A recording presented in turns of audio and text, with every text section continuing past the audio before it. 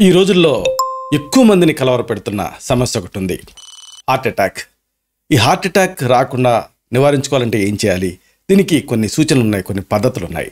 వీటిని ప్రతి వాళ్ళు కనుక ఆచరించగలిగితే ఈ హార్ట్ అటాక్స్ని చాలా వరకు నివారించవచ్చు, నిరోధించవచ్చు. ఏమిటివి? వీటిని వరుసగా తెలుసుకుందాం. మిత్రులారా, నమస్కారం. నేను మీ డాక్టర్ చిరుమామిళ్ళ మురళీ మనోహర్. ఈ వీడియోలో మనం తెలుసుకోబోయేది ప్రివెన్షన్. హార్ట్ అటాక్ని ప్రివెంట్ చేసుకోవడానికి మీకు హెల్ప్ చేసేటటువంటి ఒక 10 రకాల మార్గాలు. ఇవి అందరికీ వర్తిస్తాయి. వీటిని వరుసగా మనం తెలుసుకుందాం. అసలు హార్ట్ అటాక్ అంటే ఏమిటి? ఆ పేరులోనే ఉంది. అంటే గుండెకు రక్త ప్రవాహం ఉంటుంది కదా, అది ఉన్నట్టుండి ఆగిపోతుంది లేదా బాగా తగ్గిపోతుంది. అప్పుడు వచ్చేటటువంటి పరిస్థితిని హార్ట్ అటాక్ అనే పేరుతోటి పిలుస్తారు.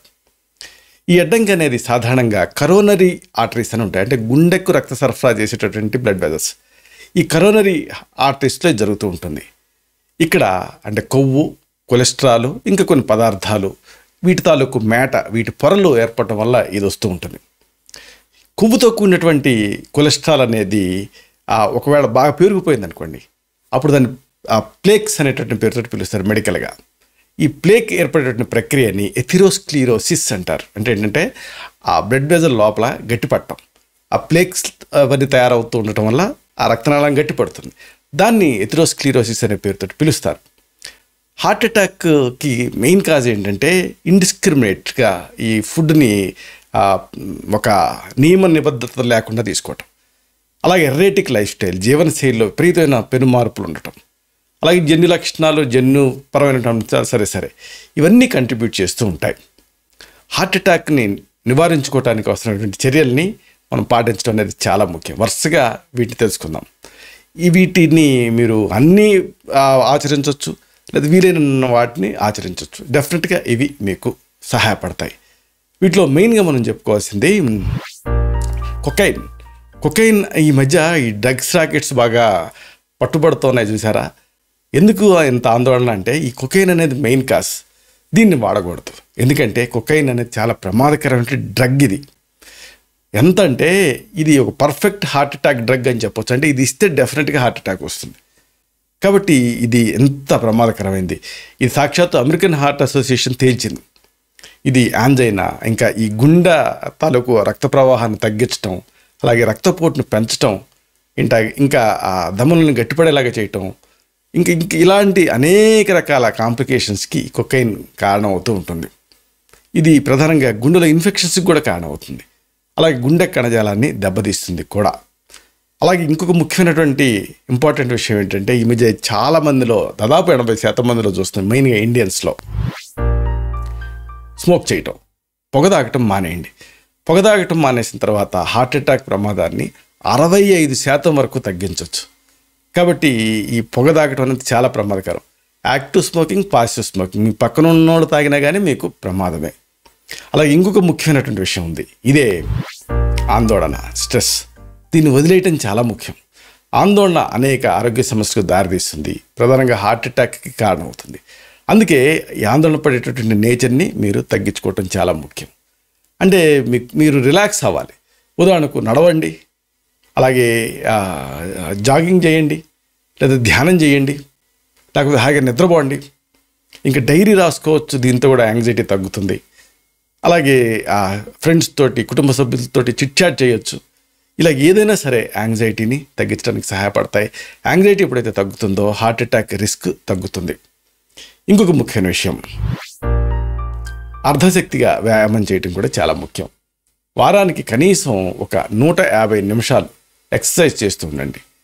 కూర్చోవటం కంటే ఎప్పుడు కూడా లేచి కొంచెం అటు ఇటు కదులుతూ ఉండటం, నడవటం, ఇలాంటివి ఎప్పుడు కూడా మంచిది.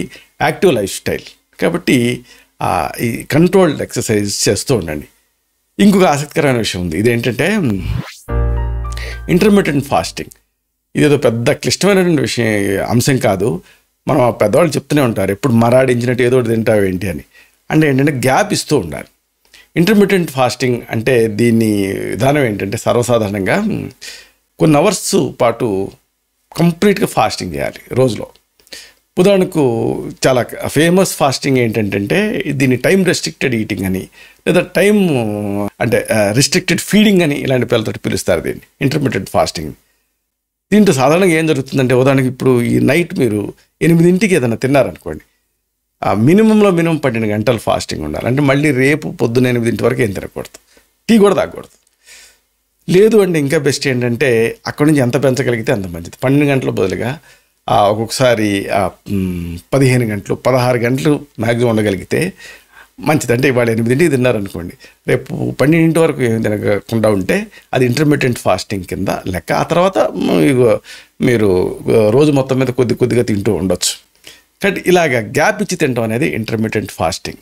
కాబట్టి ఇది కూడా హెల్ప్ఫుల్గా ఉంటుంది హార్ట్ అటాక్ ప్రివెన్షన్కి. అలాగే ఇంకొక ముఖ్యమైన సూచన, ఒమేగా 3తో కూడినటువంటి ఆహారం తినాలి. అంటే ప్రాసెస్ చేసినటువంటి ఆహారాలు ఇన్సులిన్ రెసిస్టెన్స్ని, అలాగే ఇన్ఫ్లమేషన్, ఇంకా ఆక్సిడేటివ్ స్ట్రెస్ ఇలాంటి వీటన్నిటిని కలిగిస్తూ ఉంటాయి.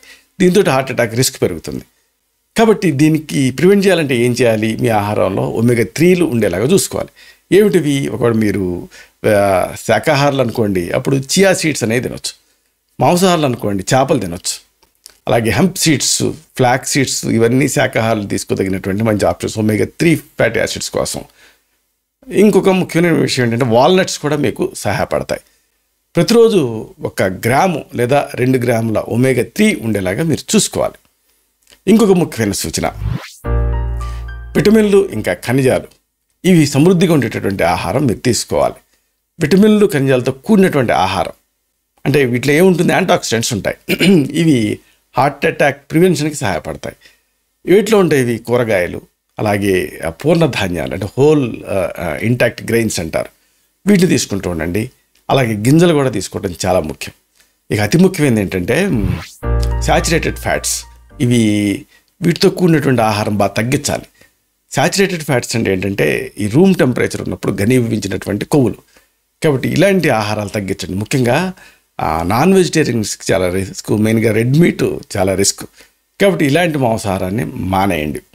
ఇక అతి ముఖ్యమైన ఏంటంటే ఏం తీసుకోవాలి అంటే ఫైబర్ ఎక్కువ ఉండేటటువంటి ఆహారం బాగా తీసుకుంటూ ఉండండి. అంటే మనం రోజుకి 10 నుంచి 15 గ్రాముల ఫైబర్ తీసుకుంటుంటాం కామన్గా, కానీ మనకి కావాల్సింది కనీసం 25 నుంచి 30 గ్రాముల ఫైబర్.